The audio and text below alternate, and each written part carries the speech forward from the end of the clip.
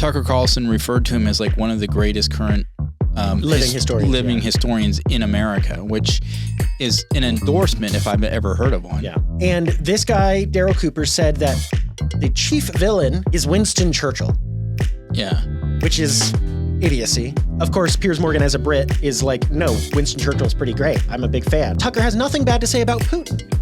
Anytime any negative question about Putin is brought up, Tucker's like, I don't know about that. Oh, if you say that, okay, I'll agree with you. But he himself will never say one thing like, Putin, he invaded a foreign country that was not a threat to him, and that was bad, and Tucker just won't say these things.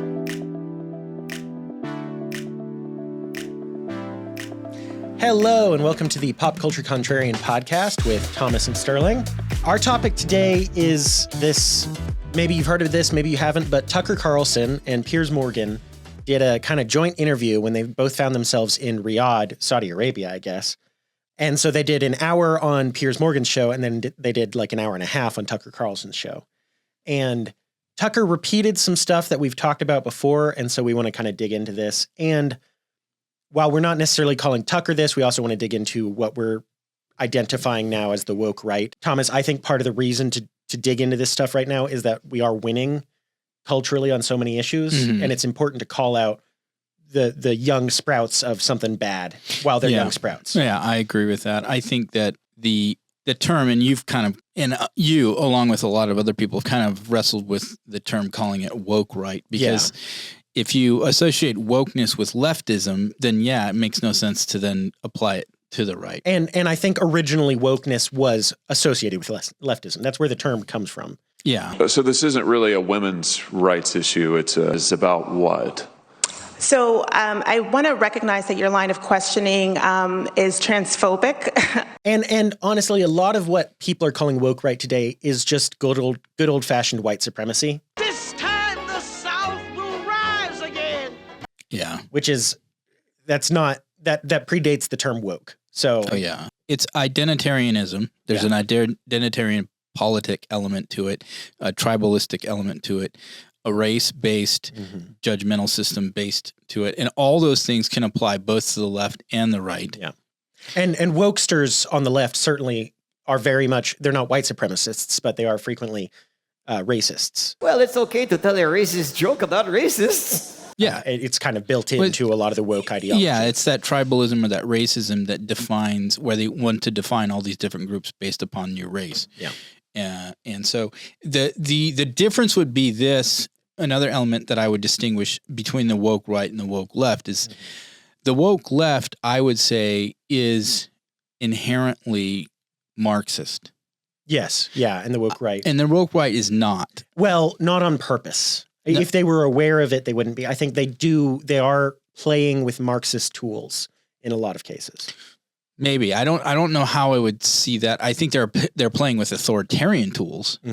But but communism, which Marxism is a foundation. Seeing things as oppressed or oppressed, that's a Marxist tool set.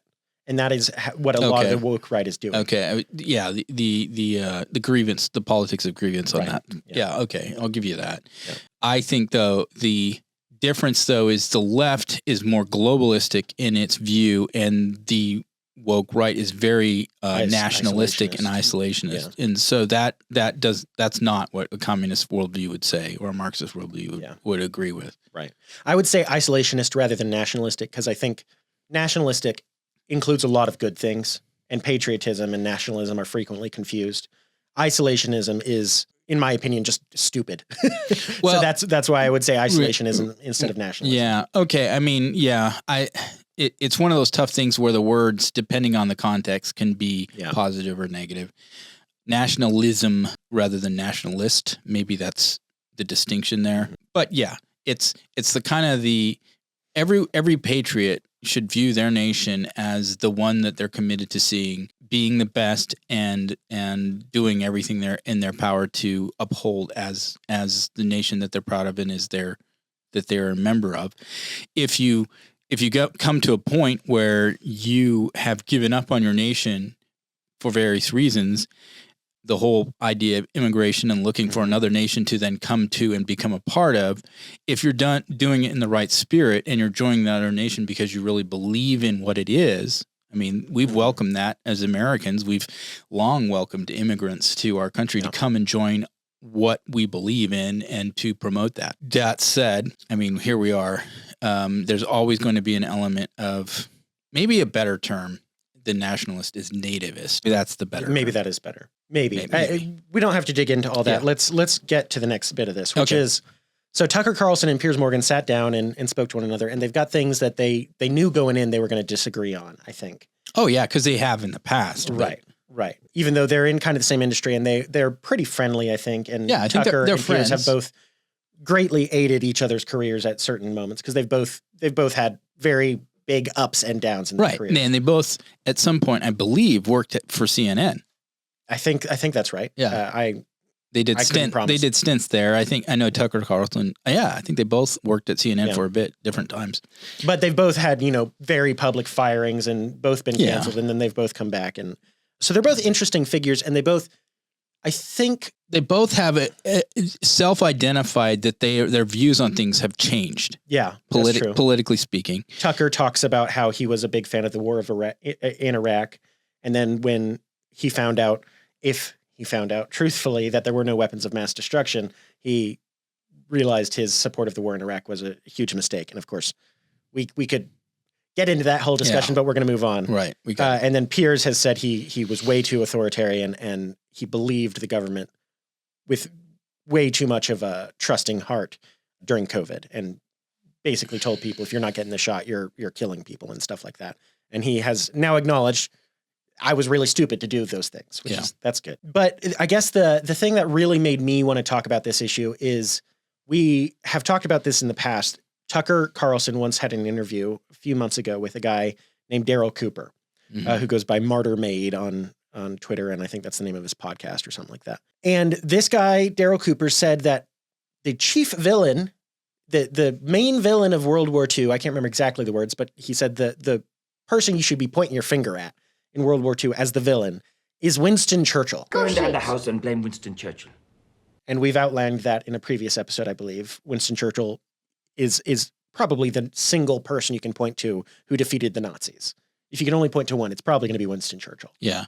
And to expand beyond Cooper, the reason why we're bringing Cooper back up here is because, if my memory serves me correctly, Tucker Carlson referred to him as like one of the greatest current living historians in America, which is an endorsement if I've ever heard of one. Yeah. And in the whole episode, he was nodding along and not pushing back on some of these really very controversial things Cooper was saying. Yeah. And of course, I know people who really like Tucker Carlson and they think his show is a good show. And I'm not saying his show is a bad show, and I'm not saying he shouldn't platform these people. I'm saying he's not someone I have a great deal of respect for. And the reason for that, I think, became very clear if you listen to these Tucker and Piers Morgan interviews. Yeah. Where, I mean, why don't you say some of the things that you noticed early on in this Tucker Piers interview that kind of, I think you and I were incensed by the same things. Yeah. Well, let's start not with the incensed part, but Tucker is an entertaining, just both Piers and Tucker have built their reputation on being basically entertaining interviewers. Yeah. They'll bring up questions. They're not afraid to kind of push the boundaries on some things. And they, it's a little bit of the old school media, not old school, current media. It's the clickbait stuff. They know how to like find those and like put them out there. So, but they will also frequently, both of these people will have fascinating discussions that you're not going to see somewhere else. Where like Tucker interviewed Vladimir Putin, and you can say he shouldn't have done that or he was too soft on him, but it was just about the only interview from Vladimir Putin you saw that year. Yeah. So there's value in that, certainly. Yeah. So Tucker's kind of one of those guys where you can watch and it's like, oh, he's got some great insights here and here and here and here. And so, and he's also an entertaining personality. Those two things can't be denied. But what happens as you listen to him is he also has the problem of, I guess, hyperbolic speech. Yeah. Maybe, to be fair. He wants to hold two things at the same time. He wants to be nuanced and yet polemic. And it's kind of like... So I don't actually know what polemic means. Okay. It means black and white. Black and white. Okay. So he wants nuance and he wants, here's the facts and there's no nuance about it. So it's like either you're here or here. And then when he doesn't want to be here or here, he's, but there's all this nuance in the middle. Yeah.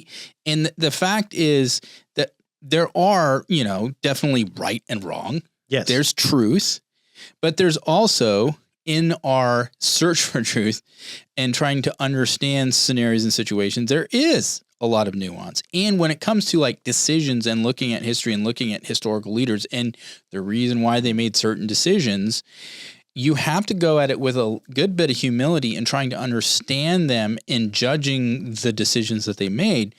Because one, they didn't at the time have the benefit of knowing what the outcome of all those decisions were going to be. Right. And so judging them for making decisions and then trying to act like, well, obviously they would have known if they did this is going to be the outcome, when no, that's not obviously the case. Right. There's all these situations where you can't say this is true and this is false. It's more complicated. For instance, if I tell Thomas the sky is green, and then Thomas tells Andrew, Sterling told me the sky is green. Thomas is telling the truth to Andrew, but a lie has been communicated through Thomas's truth to Andrew. Right. So it's not clearly true or false. Thomas said something true, but he was repeating a lie. So yeah. Although I would use a different analogy, but something that is like, anyway, you're getting at the point. And I think the trouble with Carlson is, I think since he's left Fox News, I think Fox News, and I think all of us need this, although we don't like it, Fox News kind of kept him between the hedges. Yeah. And it was telling him, even though he says they gave him all kinds of leeway, which I truly believe they did, but I think what started to happen was he started going in directions that Fox News was saying, and I think it's more, this is probably the most appropriate way to say it. I think they were saying he's starting to go into conspiracy land. He was, let's just use one of the more humorous ones. He was taking the whole UFO alien thing serious. And there has never been any solid evidence to suggest extraterrestrial life exists. Well, hey, hold on, Thomas. No, I'm joking. I'm just saying, if we're going at it from a scientific perspective, obviously there's long been conspiracy theories of regard, but you also have to understand that if you don't, saying X is evidence when there actually is no corroborative evidence doesn't make it evidence. And so it doesn't make it therefore true. And he has been known to delve into this. Well, it's easy to get off the rails and go too far. And, that's something that I'm kind of prone to. And, and you do a good job of, you and Andrew both do a good job, especially on the podcast, reining me in on some of these things. And it's something that everybody needs. Human beings are only sane in society with other people to box them in a little bit. Right. Yeah. So he definitely has a propensity for the conspiracy. And, to be fair, there has been numerous conspiracies, and kind of the joke we have now is what's a conspiracy today becomes truth tomorrow. Yeah.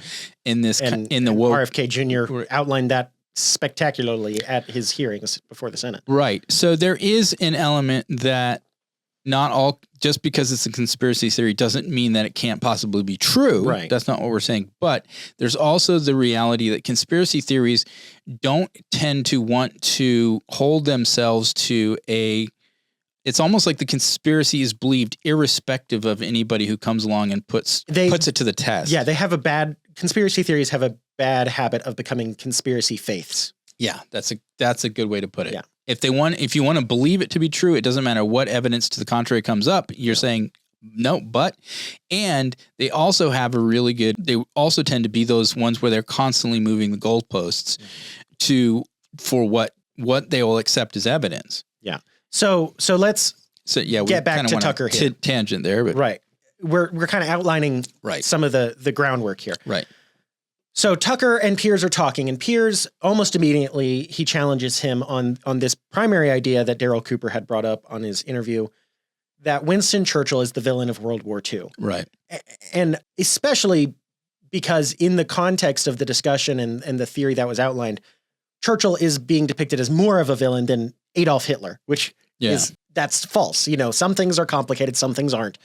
Winston Churchill is a better historical figure than Adolf Hitler, no question about it. Yeah. And so, of course, Piers Morgan as a Brit is like, no, Winston Churchill's pretty great. I'm a big fan. Mm-hmm. And Tucker, I was pretty disappointed by this. Tucker basically outlines the same argument that Daryl Cooper made. Yeah.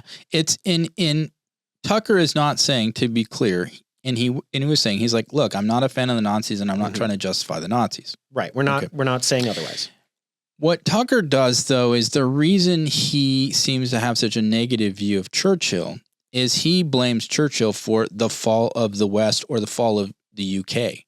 Well, that's one of the things. There's other things. That he was that was one of the things. But it was one of the things he kept harping on as his kind of like, if Winston Churchill saved Great Britain and saved Western civilization, where is it today? Right. That's almost verbatim what he's saying. And well, Winston Churchill's been dead for 60, 70 years. So you can't judge his life on the things that happened a lifetime after him.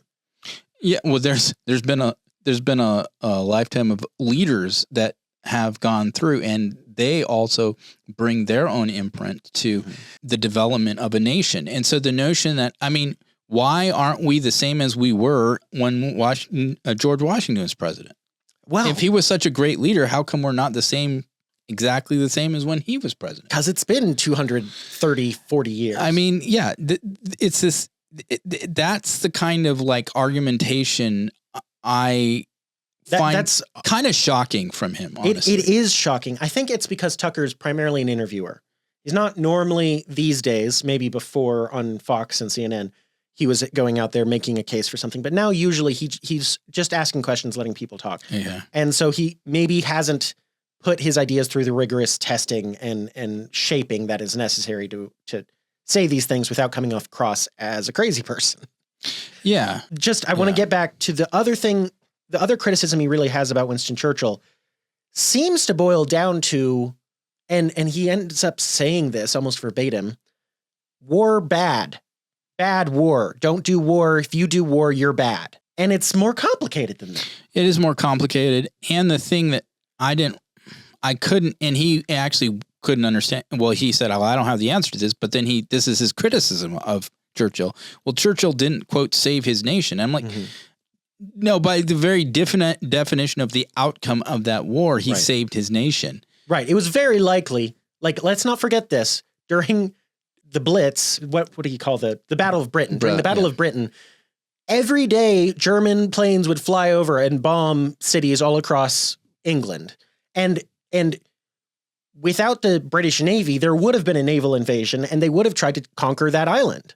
Yeah, they had to prepare and be ready. I think it was 54 straight nights of bombing on London. Yeah. I mean, and then his evidence of why actually Britain didn't win the war was how long it took Britain to recover from the damages of the war. Because there was rationing for over a decade later, which, fair enough. I'm not saying Britain did everything perfectly. I'm not saying they bounced back the way I think they probably could have. But, the people who were killing 6 to 12 million people were defeated. And that was a good thing. And if that costs your empire, there are worse things to lose an empire over, even though I would actually argue that losing the British Empire was one of the big tragedies of World War II. Well, one of the things that's ironic, too, and I think Carlson needs to do more study on actually Churchill, because Churchill was one of the biggest things Churchill fought against was the loss of the empire. Yeah, he viewed that as one of his greatest failures at the end of his life. Yeah, and so I don't, Tucker's rationale, on the one hand, he's like, well, he lost the country, supposedly. No, he didn't lose the country. And that he really had this interesting view of when Britain got into the war, they gave away Poland because he allied with Stalin to get, to fight Hitler. Yeah. And that was the other thing. Tucker talks about he says this, if you allied with Joseph Stalin, you don't have any criticism to say to me at all. I don't have to listen to any criticism from you. It's like, well, one, when you're having to choose between the crocodile and the shark, it's not saying the shark is good. It's just saying you have to choose between them. Well, and two, Joseph Stalin, like a lot of, I believe a lot of his lists and the executions and the murders happened after World War II. I think a lot of them, certainly Stalin was already known to be a terrible person at the beginning of the war. But a lot of like what you really think of when you think of how bad Stalin was happened after the war. Yeah, well, yeah, it's both, but this is where Carlson plays that, hindsight game. At the time, like you were pointing out, what we knew of what Stalin was and the atrocities that he had committed and everything, even the leftists of that era were really kind of, a lot of them were, they hadn't, the book about how terrible communism is was just beginning to be understood. And a lot of the academic left were still very much in awe of what was happening in Russia. And there was reporting, where the Western journalists would go in and visit these Potemkin villages, which is a fake village set up by the Soviets to fool the Western journalists.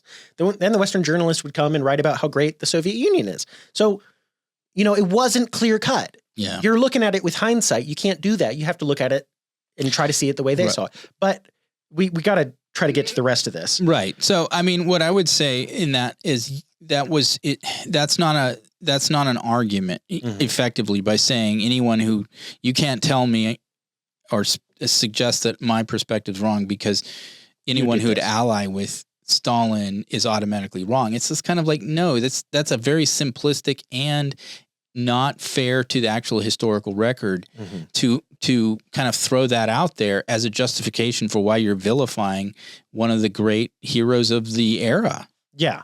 So I guess what really bothered us is he's one, bad-mouthing this person who was a hero, Winston Churchill, and two, Tucker is engaging in a lot of very bad argumentation. Yeah. He's very loose with his language, and he wants to have things both ways, as we outlined. Yeah. The other issue that he's really just seemingly not willing to actually listen to criticism and come to a more nuanced perspective on is the war in Ukraine. Yeah. And he talks constantly about how bad the war in Ukraine is and how many people are dying. And of course, that's horrible. Like, I think according to Trump, 1.5 million people at least have died in this war in Ukraine, which that's obviously horrible. Yeah. But war is sometimes the last resort. Like, sometimes you've tried everything else and all that's left is war.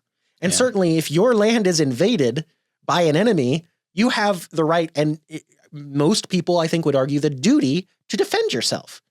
Yeah. I'm with you with Carlson's negativity toward the Ukraine seeking to defend itself. And he objects to Ukraine and Zelensky getting money, and he tries to claim that they're just stealing it from us. And he talks about how Zelensky is a dictator and has held elections and murders all sorts of people, and how the people of Ukraine want to be Russian and stuff. And you know that because after the Russians invaded, they had an election and the Russians won. And it's like, well, the Russians already controlled the area. And we know Vladimir Putin doesn't actually win like 97% of the vote, which is what he gets in his elections. Right. Generally, though, the irritating thing from Tucker is that he has all these horrible things to say about Zelensky. And again, I don't love Zelensky. I'm not saying he's the greatest leader, but Tucker has nothing bad to say about Putin. Anytime any negative question about Putin is brought up, Tucker's like, I don't know about that. Oh, if you say that, okay, I'll agree with you. But he himself will never say one thing like Putin, murdered Alexei Navalny or whatever the heck that guy's name is. And that was bad. And he shouldn't do that. And he invaded a foreign country that was not a threat to him. And that was bad. And Tucker just won't say these things. Yeah. Well, he doesn't have a consistency, at least in the argument. Now, he probably has some kind of consistency for the reason why he has the positions he holds. But as far as like good faith arguments in regard to what the historical record is, he is obviously favoring one against the other. In his argument about Ukraine or Zelensky or whoever, I mean, any leader who's trying to save their nation is going to go to any source to try to get as much finances to be able to support the war effort as he possibly can. I don't fault Zelensky one bit constantly coming to the U.S. with hat in hand trying to get more money. If I was in Zelensky's position, I think what else would you do? If I was the man I want to be, I think I would have done most of the things Zelensky has done. And I certainly would have asked for every dime from the United States that I could possibly get. Of course, you're going to go to the wealthiest nation on the planet, and you're going to bring your case before them and keep hoping that they'll give you the weapons to fight the war and the money you need to do it. To me, that's just logic. Whether or not you like that or not, look at our nation. We went to France to try to get money to continue the war effort against Britain. Mm-hmm. And it ended up basically leading to the French Revolution, but we were okay with it because we beat the British. And so by that logic, Carlson would, I guess he should condemn, Benjamin Franklin.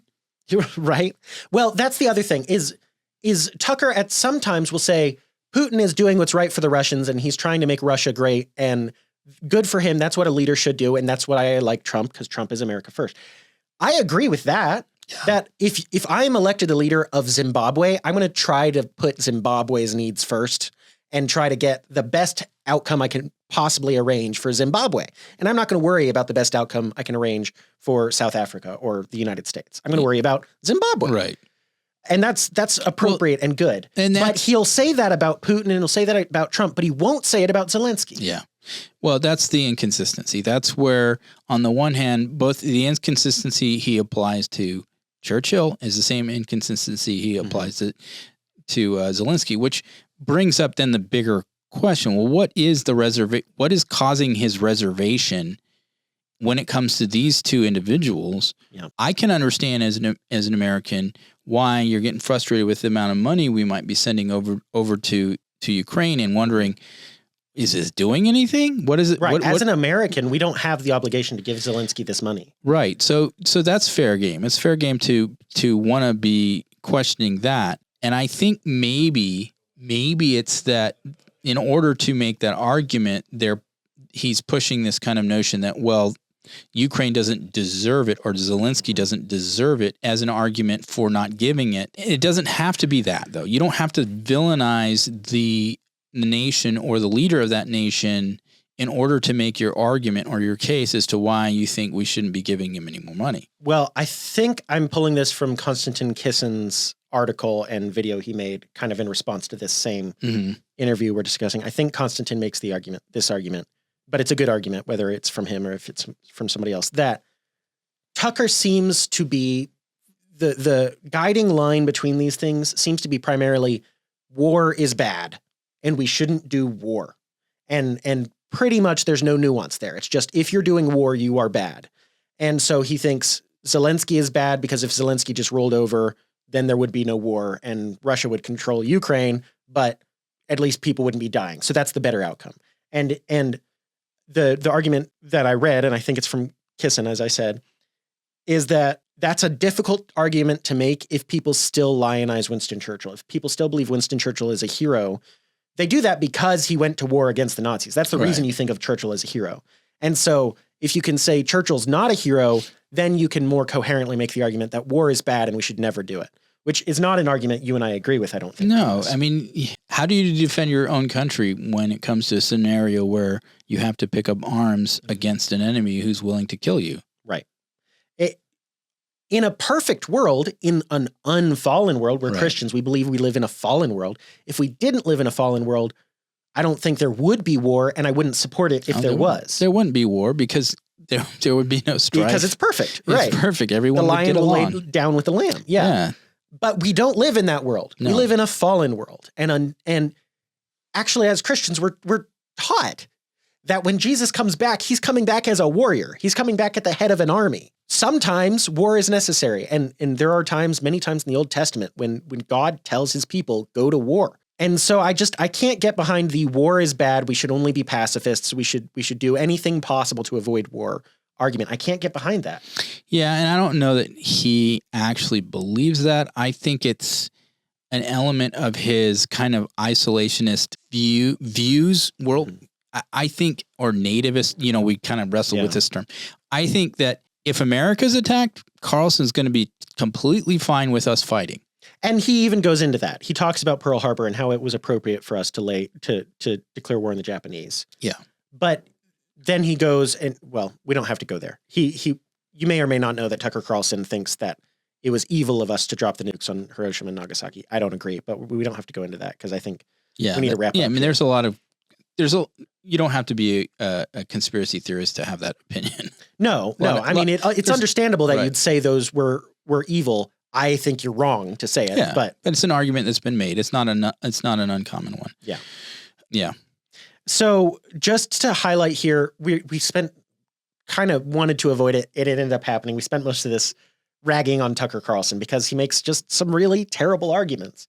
Yeah. But kind of something we've noticed and something we want to nip in the bud is this woke right movement. And we're not calling Tucker woke right. No. But he's kind of a gateway to the woke right. Well, he's gotten criticism for platforming like some folks his interview with Putin's probably the worst offense, but it's understandable. I'll put it this way. He interviewed Putin, and the reason now him interviewing wasn't the problem. What I think it was his lack of really trying to push Putin in that interview, and maybe even worse afterwards when he went around, and he did it with this one too, talking about the glories of Moscow and how orderly and clean it is and all this other stuff. And it's kind of like that. Okay, just because it has certain appearance doesn't mean it's great. Well, and we know, okay, the Soviets aren't the Russians. Sure they aren't. But we know the Soviets used to engage in elaborate lies by, making sure the streets were clean or the grocery stores were stocked to the West. Oh, it's so you propaganda. Can't go, as a Westerner, you can't go visit Moscow and see, oh, wow, it's so great. They're treating me so nice. Russia's great because they have a history of using deception in these matters. Well, and that was the criticism, because Tucker basically, the argument was he was basically a propaganda prop for Putin. And it's hard to deny that because and he still to this day doesn't like to criticize Putin. He just kind of gives the shrug, well, if that's what you say, but I don't really know. Right, exactly. That's what we were saying about the Zelensky versus Putin thing. The other thing is, as you were saying, it's not that he's interviewing these people. There's no problem with interviewing Daryl Cooper and hearing what he thinks. But when Daryl Cooper says something stupid, like Winston Churchill was the villain of World War II, or as he also says, and thankfully Tucker didn't go into this too much, I think he touched on it a little bit. He also said that basically the Holocaust started because, oh darn, the Nazis invaded and they had all these people they weren't going to be able to feed, and I guess we better start killing them. That's kind of the argument Daryl Cooper makes. Right. And when someone says something like that, you should say, that's ridiculous and sounds like Holocaust denial, and explain what you mean, because that does not sound defensible. And Tucker doesn't do that. Yeah. Yeah. Here's the good part.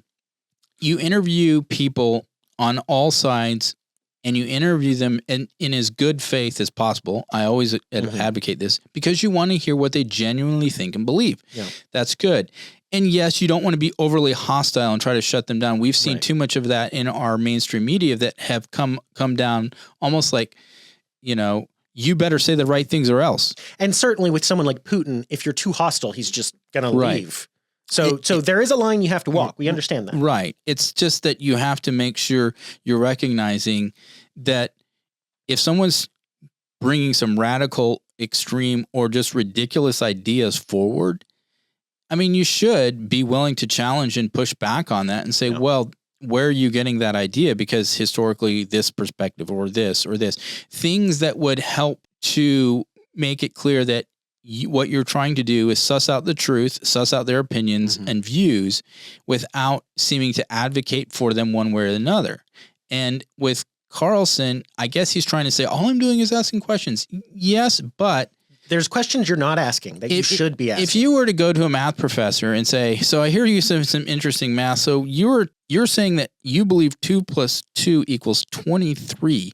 That's an interesting, view. Explain that. And then if he explains it, and then you say, yeah, but still, I don't see how you get there. Well, that's the reasonable way to do that. That's the reasonable alternative that we're kind of saying Tucker is engaging in is, I think we should all think about whether 2 + 2 really does equal 23. And why do people get so angry when I say 2 + 2 might equal 23? And why did they so insistent that 2 + 2 has to equal 4. Is there some conspiracy here? Yeah. And then on the other hand, he turns around and says that anyway, the inconsistency is all over the place. Let's put it that way. Yeah. So I think we've kind of exhausted. We've spent 35 minutes talking about Tucker's inconsistencies here. I think you get it. Mm-hmm. We're not saying cancel him. We're not saying deplatform him. We're not doing that.